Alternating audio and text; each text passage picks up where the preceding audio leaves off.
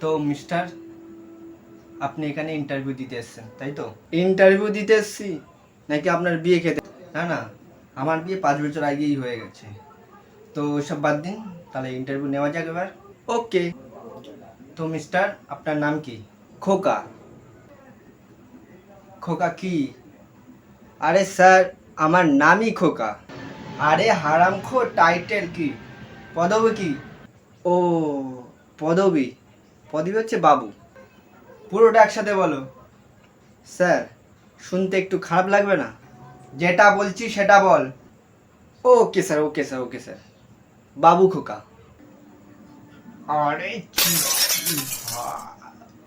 Sir, আমি প্রথমেই বলেছিলাম ভালো লাগবে না শুনতে। ওকে। ওকে খোকা, তোমার বয়স কত? স্যার, আপনি কত বয়সে চাকরিটা পেয়েছিলেন? কেন? স্যার, তাহলে ওই বয়সটাই দিয়ে দিন, তাহলে আমি চাকরিটা পেয়ে যাবো। আরে যেটা বলছি সেটা বলতো। স্যার, এই চাকরি পেতে গেলে কেমন বয়স লাগবে? যেটাই লাগবে বসে দিন। আর বয়স বল। 25 স্যার, 25 স্যার, 25 স্যার। না, 21, 21 স্যার, 21। চাকরিটা কেন প্রয়োজন তোমার? স্যার, কি বলবো স্যার, মানি প্রবলেম স্যার। মানি ছাড়া আর কি প্রবলেম? স্যার, বললে আপনি বকবেন না তো? ওকে, কিছু বলবো না।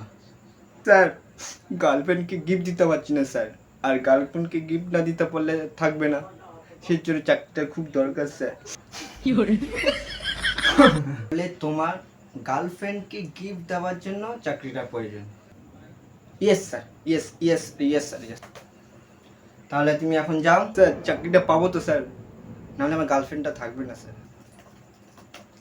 যাও, আমি ফোনে বলে দেবো। ওকে স্যার, তাহলে আমি যাই।